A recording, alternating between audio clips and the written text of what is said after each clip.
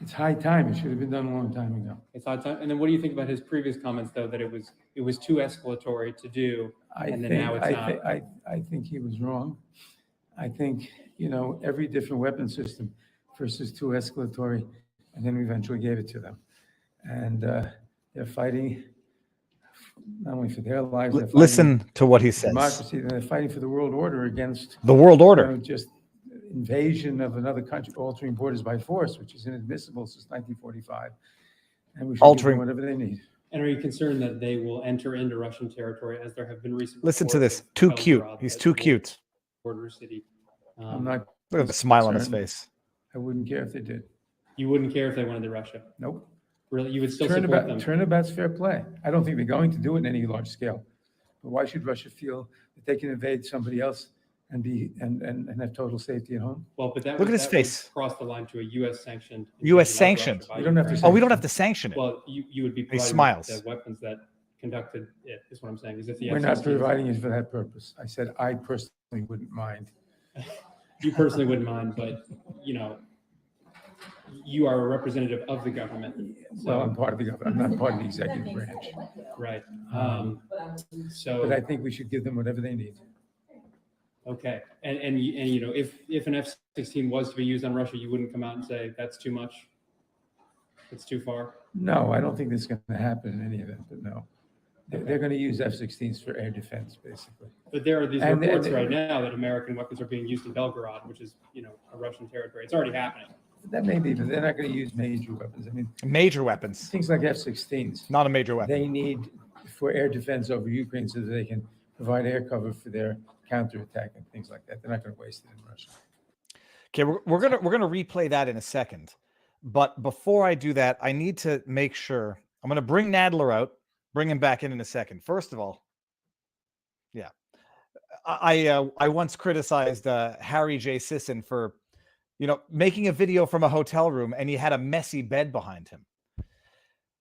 Let's start with the basics here. First of all, link to Rumble, and let's make sure that we are simultaneously streaming everywhere. Is the internet connection adequate? I'm partway through Georgia with 1 kid and 2 dogs.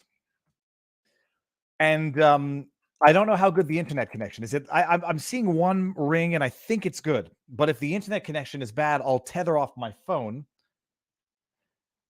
But okay, so first things first, how is the connection? That's the link to Rumble. And I believe it's the pinned comment. It is the pinned comment in the chat. And I'm looking at myself in replay now. Things look good. Okay. Second thing, we're simultaneously streaming on the Rumbles right now. We're good. Okay. We're simultaneously streaming on Locals. Let me go to Locals. We're good. vivabarneslaw.locals.com. These wonderful things that people send by way of support called Super Chats on YouTube, Rumble Rants on Rumble. Thank you in advance, and thank you as always. YouTube takes 30% of these. So if you give a $5 tip like this, a Super Chat, YouTube takes $2. I think that's right. On Rumble, they take 20%. So they would have taken 40 cents, less than YouTube, except for the rest of 2023. Rumble is taking nothing. 100% of it goes to the creator. I'll do my best to read those rants and bring them up as they come. No obligation, absolutely, and thank you in advance for all the support. If you want to support us, the best place is vivabarneslaw.locals.com. Nadler, turnabout is fair play. Ask Trump about fair play. Turnabout means retaliation. I'm not sure that we're going to go back to that video clip in a second to talk about this. JRC1, a blessed Memorial Day weekend to you and your family. Thank you very much, JRC1. We're celebrating it by driving back to Canada for the better part of the summer. My wife flew with the girls, and we have those 2 dogs that will not fly. One of them is they're fighting in this hotel room. So I'm driving them up. The dogs are fighting in this hotel room. And then we got all good except, do you know where your kid is? Yes, he's watching Billy Madison. Okay, so all's good. And I'm going to get to the sponsor of this stream in a bit. But let's go back and just watch this clip in all its glory. I want to actually make sure that we give full credit to the journalist who got this. Greg Price, breaking. This is via cosgrove.iv. We're gonna walk through this masterpiece I put out a tweet. I used an expletive. I shouldn't have. My apology. I should say frickin', or I should do what Jack Posobiec does and say, like, instead of holy shit, just say holy schlit. Or instead of F-U-C-K, I should say frickin'. What we've witnessed Jerry Nadler say here, I think, and I'm not sure that I'm exaggerating much by suggesting that it's bordering on war crimes. Bordering. Because he's a little too cute, as we say in the industry. He knows what he's doing is wrong, and he's too cutesy, like lawyerly. Oh well, don't you think a U.S. sanctioned invasion, like allowing them to carry out incursions into Russia, that would be a bad U.S. sanction thing? Oh, we don't have to sanction it. We won't sanction it. We'll just provide them the. But listen to this from the first second. And I'm not going to make fun of the fact that this is an old, decrepit man who's barely struggling to breathe. He's lived his best life already. He doesn't care who he sends to, an early grave. He doesn't care. For him, hey, he's in the bunkers. He's got his fence. He's got all the protection in the world. He's got a guaranteed salary. He's got wealth up the wazoo. He doesn't care. It's no skin off his back. Struggling to breathe. He's like at the end of his life. He's had his life.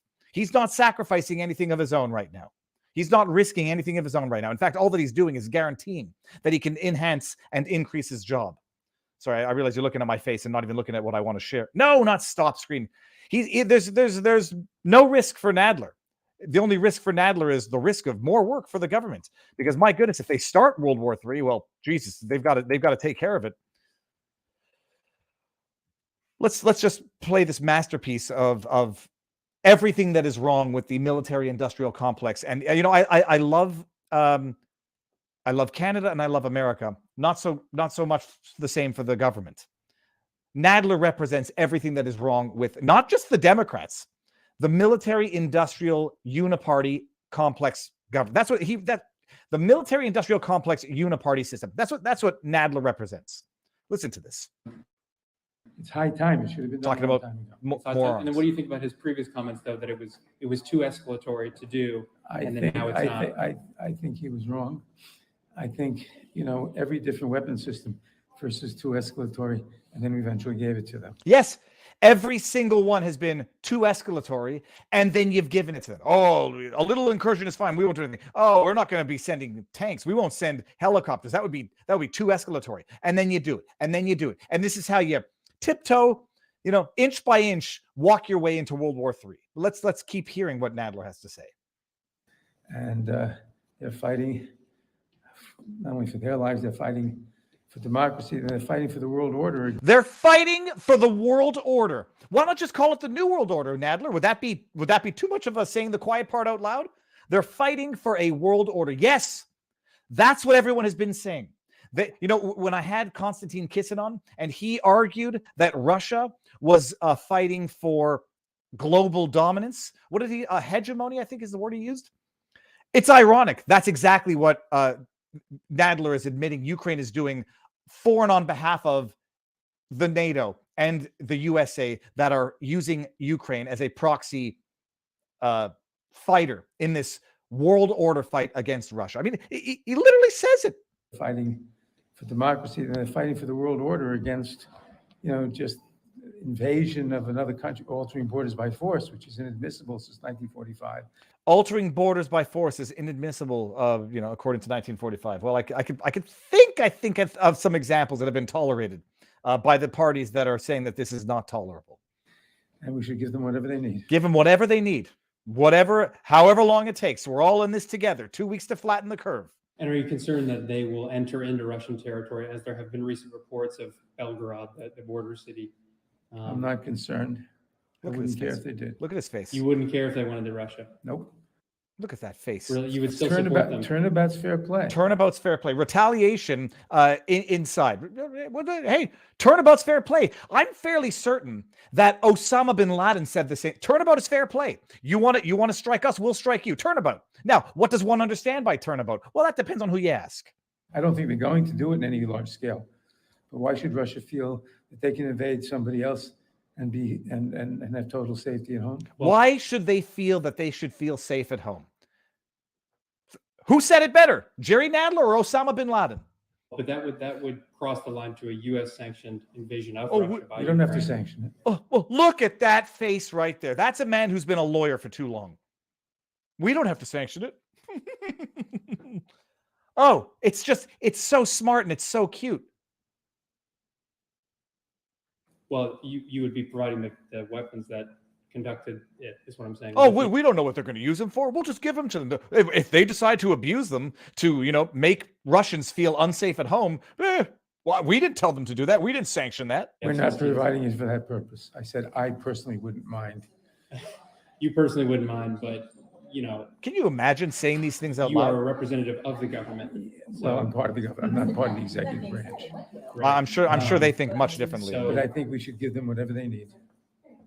Okay, and if an F-16 was to be used on Russia, you wouldn't come out and say that's too much, it's too far. No, I don't think that's going to happen. I don't think it's gonna happen. No. They're But going to no. use F-16s for air defense, basically. Oh, they're But using. there are these And- reports and- right now that American weapons are being used in Belgorod, which is a Russian territory. It's already happening. That may be, but they're not going to use major weapons. I mean, They're not going to use major weapons. They're using F-16s, but they're not going to use major weapons. I mean, what more major weapon is Nadler talking about here? I'm a sincere question. things like F-16s, they need for air defense over Ukraine so that they can provide air cover for their counterattack and things like that. They're not going to waste it in Russia. If anybody had ever wondered how the world walked its way into World War I, there you go. That's it. Anybody wonders how the world, just inch by inch, global conflict, irreversible global conflict. And I was having a discussion with someone who says the war started in 2020. It's like, what if it turned out? I'm not saying that one party is entirely to blame and one party is entirely blameless. What if it turns out that the invasion in 2020 was a response to years of encroachment in NATO, via NATO, through Ukraine? I mean, America was ready to go to war, world war, nuclear war, when Russia was just putting some stuff up in Cuba. Nobody's touching Russia. I mean, nobody's touching America. Mission creep. Okay, first of all, I did not see that name. Mission creep. It is. It's called scope creep, which someone mandates you to carry out a job, and can you do a little more? Can you do a little? Yeah, this is called World War III creep. Pun intended. All right, everybody. Good evening. How's everybody doing? I hate to start off with. I'm not going to call him the names that everybody calls him, but they call him the Penguin and the Waddler because apparently there's a video where he allegedly defecated in his pants. I don't think he did. And I don't get involved in, childish humor like when Eric Swalwell farted and I, actually came to his defense and I said, I don't think he farted. Okay, we've got a show tonight. But before we get into the show tonight, first of all, happy Memorial Day to everyone out there. I mean, I don't know if you say happy Memorial Day or a meaningful Memorial Day. It's Memorial Day. It's a time to thank everyone that we have the freedom that we have. And that freedom did not, it wasn't free, but it also didn't come at the expense of just starting World War IIIs and World Wars just because. Oh, okay. Have you seen the new Canadian anti-hate speech legislation? Not a black pill, but it's as bad as you can imagine. I think I have, and I think I've talked about it, but I'm going to do it again. Before we get into any of that, people, before Barnes comes on for another banger of an episode, the light might be fading in my face. The background's going to go totally dark, and my face is going to go like well lit to yellow. But before we get into any of that, you may have noticed this stream said sponsored, contains a paid sponsorship, because it does. Field of Greens has now turned into, the weekly sponsorship, the weekly sponsor of the channel, or at least of the streams. And thank them for that, because it's good stuff that I actually use and that I actually love. When I drive long distances, I actually use raw vegetables like arugula or spinach, and I eat it like a giraffe while I'm driving to stay awake. It's the healthy alternative. But for those of you who don't get your 5 to 7 servings of raw fruits and vegetables in your diet on a daily basis, as you're supposed to, because it has roughage that helps you stay regular. It's got, the what do they call this stuff? The stuff that prevents cancer. Antioxidants. If you don't get your 5 to 7 servings of raw fruits and vegetables a day, Field of Greens. You take 1 spoonful, and it will give you 1 dose, 1 serving of fruits and vegetables and all of the benefits as close as you can get to the raw stuff itself. It is not a supplement and it's not an extract. So it's not purified or anything. It is desiccated is the word. Dried, pulverized, made in America, USDA organic approved. It's good stuff. It tastes good.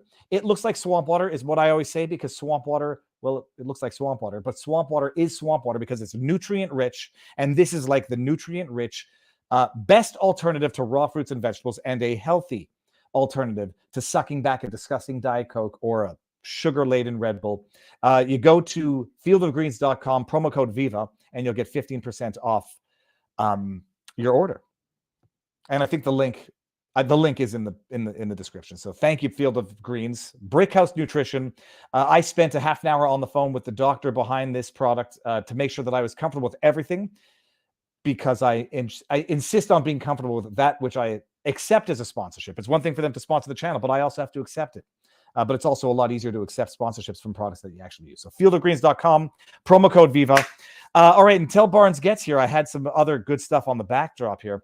We've got a story tonight, by the way. I mean, talk about black pills coming out of Canada. We'll talk about it when Barnes gets here. But Maxime Bernier was found guilty for violating COVID protocol. We'll talk about it. We'll talk about it in a bit. We've got a bunch of good stuff, and I'll let Barnes give us the list. But black pills out of Canada, I mean, it depends on your perspective. You might consider this to be a white pill. Justin Trudeau cannot go anywhere in public without getting wildly heckled. I don't approve of people using the F word, to another person's face. And even though I sometimes swear, it's more to illustrate anger. The F Trudeau stuff. You know what the media is going to say when people do it? Of course, the media is going to say it anyhow, because the media doesn't give you credit when you behave properly. So that's, why behave properly? Not that this is behaving improperly, but listen to Justin Trudeau getting mercilessly heckled as he walks the streets. I think this is in Ontario. Fuck you! Fuck you! Fuck you! Smile. Look at the smile right there. Oh my God. Fuck you! You know what? I was going to say it's a fake smile, but it's not a fake smile. That's a sincere smile of someone who thinks he's better than the people who are heckling him. Fuck you! You fucking piece of shit! Fucking pedophile! Fuck you! All right, we'll stop it. We'll stop it there. They heckle him hard. Now, where was this? Did I say Niagara? Let me see here. This is coming from Pleb, the reporter, truck driver Pleb, Woodstock, Ontario. Well, ain't no peace and love there. I'll tell you what. All right, Barnes is in the house. Did I forget anything? Okay, is it not driving anybody crazy that I'm not perfectly symmetrical? This is symmetrical. We're bringing on the Barnes. He had been under the weather. I hope he's feeling better. He said he was feeling better. He looks like he's better. Okay, Barnes coming in. 3, 2, 1. Sir, how was the battle? Good. Okay, you're already looking better. I can tell. You're feeling better? Oh, yeah. Okay, fantastic. Robert, let me see here. Okay, no, there's no more super chats. I'll get the Rumble rants in a bit. Robert, book behind you before we forget. Everybody Lies. It's a good book about what data tells us about people's public behavior and whatnot, and it's pretty. It has some interesting data and information in it. I'll tell you one thing. I never lie. Okay, that book. Not everybody. I'm joking. People, that itself would be a lie. That's the joke. And Robert, I guess. Look, we're going to go over to Rumble and Locals exclusively. But we're going to get a subject in on YouTube before we do that. But Robert, what's on the menu for the evening? So you may have already covered the first bonus topic, which was the Bernier conviction. I didn't get into it in detail. I said I'll save that for when you get here. All right. Then we got what happens when you use ChatGPT for lawyering. A couple of little bonus topics. And at the end, we have a couple of bonus topics on an oral argument I had for the 7th Circuit and a discrimination suit involving the ADA. But our 12 top topics tonight, in order of coverage of chronology, will be first DeSantis versus Trump. DeSantis announced his candidacy this week on Twitter for the presidency. Babylon Bee joining cancel culture, firing someone for their quote unquote offensive opinions online. So Supreme Court, two major decisions, one small decision on the way summary judgment rulings work, procedurally mostly of interest to lawyers, but the two big ones on the EPA and on the authority of the government to take your property and to declare it forfeited in the name of tax recovery or something else. Both ultimately unanimous decisions, by the way, but different ways they got there in both cases. A federal judge that suggested that fighting fire could violate the Clean Water Act, which is pertinent to the EPA case we'll talk about. The Kerry Lake verdict and potential grounds for appeal. The big case, the top topic tonight will be our we'll cover right middle of the pack, which is the impeachment of Texas Attorney General Ken Paxton. The crazy sentencings in the January 6 cases up next. After that, the great interview you did with Solomon Anderson, an innocent man in prison, the case of Zachary Anderson. After that, we have vaccine mandate, First Amendment, a big win out of a surprising place, the First Circuit Court of Appeals. The Vatican conspiracy trial. What happens when the Vatican is trying you? And you're a cardinal. Well, does the Vatican respect those same rules of universal human rights that the current Pope likes to preach? Maybe not so much. Shaq facing another NFT crypto-related lawsuit as the effort to treat cryptocurrencies and tokens and non-fungible tokens as unregistered securities continues to expand in the litigation space. Amazon face scanning employees and then using that information in ways that violates Illinois law, biometric laws. And that's our top 12 topics for tonight. The big one will be the Kerry Lake verdict, the Texas AG, the Babylon Bee, Supreme Court. Those are the four top topics, according to our above average board at locals, vivabarneslaw.locals.com. Robert, you know what drives me crazy? I'm spending the entire, I'm trying to find the tweet so we can like start it off with one bonus topic and start it off on YouTube so everybody can see this of the Maxime Bernier conviction. And I'm looking for the tweet. And I forgot it was the pinned tweet, so it's not in my regular timeline. So I'm scrolling for nothing. Yeah, Robert, it's no surprise. Maxime Bernier, for those who don't know, held a political rally. It was in May of 2021. Now, the election was only formally called, I think, in August. So it wasn't, I might be making a mistake on this, but I don't think it was officially during the election cycle, although I might be wrong on that. Either way, he holds an outdoor political rally in Regina. May 2021, 200 people show up. He gets COVID tickets. He gets arrested, gets these COVID infractions for violating the public health orders of the time in Regina, which is in Saskatchewan. Holy cows, I'm going to get in trouble if I'm wrong. It's out west. He had his trial, and he basically gets trial and says, I'm guilty. I broke the rules, these unconstitutional, arbitrary, unscientific rules, and it challenges the constitutionality of the measures of the. They're not. It's not legislation. It's these orders. And he got convicted. He got his conviction. We'll find out what the sentence is going to be. I don't know what the potential ramifications are or potential sentences are. Just to highlight the absolute idiocy of this is that he was arrested for this outdoor protest in May 2021. A couple hundred people showed up because, the science in Regina, Saskatchewan, obviously is different than the science in Ontario at the same time period, where Justin Trudeau and Doug Ford and a bunch of other politicians attended a vigil for this Muslim family that was a horrible, horrible, disgusting story of a guy who drove his car into the Muslim family. I think the consensus was at the end of the day that it wasn't a targeted hate crime. It was a mentally ill individual who just ran his car into a target. But the underlying horrific story aside, Justin Trudeau in June 2021 and other politicians gather by the thousands in Ontario, while Maxime Bernier is being arrested and now convicted for having gathered by the hundreds in Regina. And there's some idiots out there who are saying, oh, he broke the law, not understanding that this is not science. This is pure political science rubbish. And I'm going to try to get Maxime on or just message him to see what the potential sanctions are for the conviction, for the sentencing. But I have a feeling it's going to be good political fodder and good political campaign material for his current by-election in Portage, Manitoba. So absurdity up in Canada.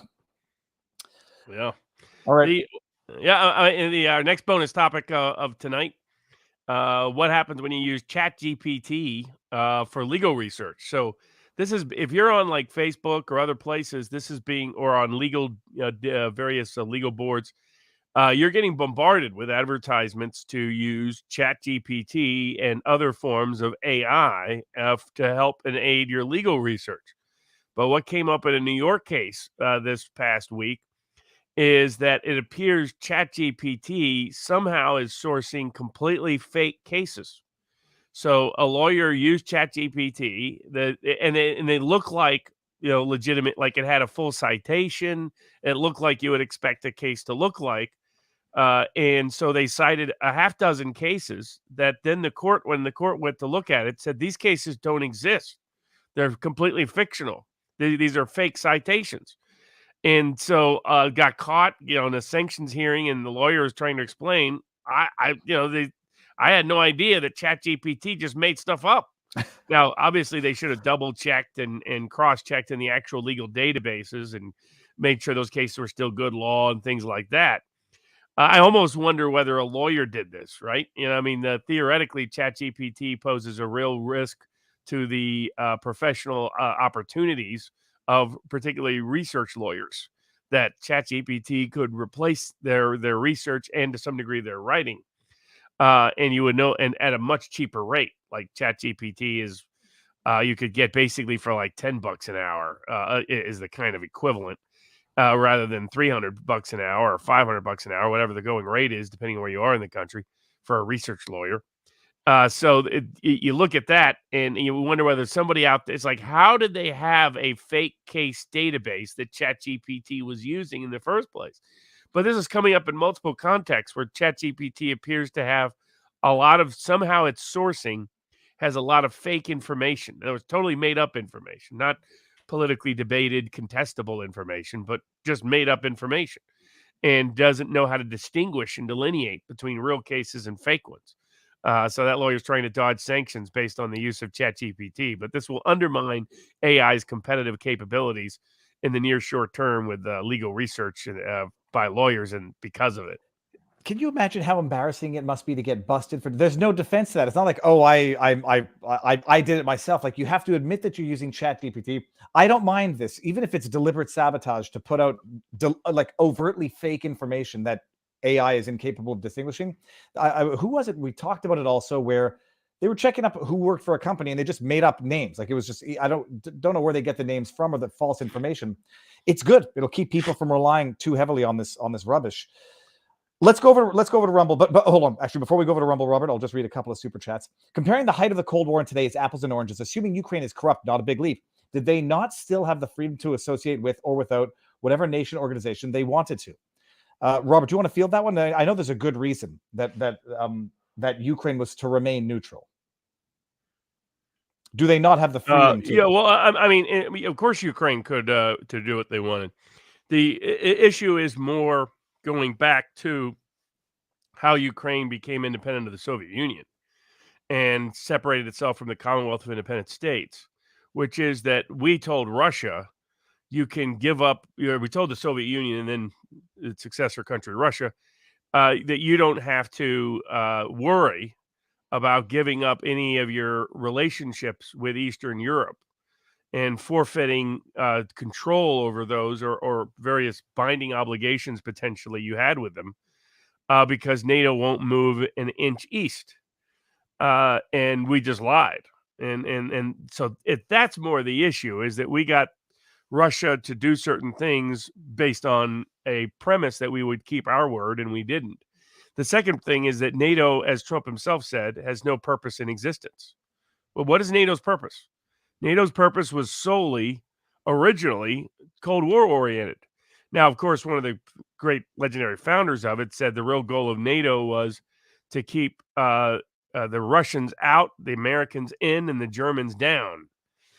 For example, Putin exposed this very early on when he asked Clinton, well, let's have Russia join NATO. If NATO's just protecting the freedoms and liberties of Europe. And Clinton's like, let me get back to you on that. So that's because NATO has no purpose. It's just other than to prop up the military industrial complex.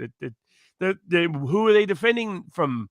NATO is there to defend against the Warsaw Pact. The Warsaw Pact doesn't exist. So NATO is effectively today a tool of your military industrial complex that uses conflict with Russia as its pretext. And that's the problem with trying to go to Ukraine, is that puts NATO on one of Russia's most territorial, vulnerable locations within Europe. And so that's the issue there. Now, I can tell you, nobody in Europe really wants Ukraine as part of NATO, or wants NATO really, or wants Ukraine have the burden of Ukraine in general. But Ukraine at this point is becoming a de facto colony of the West. I mean, it already was that since the Maidan coup. And that's probably a good bridge into our top topic tonight. DeSantis versus Trump.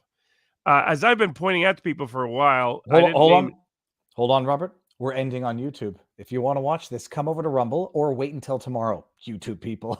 I'm sorry. That's not to be disrespectful to people on YouTube. I'm exclusive with Rumble, and this is the benefit and the obligation and the pleasure, because Rumble is the free speech platform. So we're going there, and this will be on YouTube tomorrow.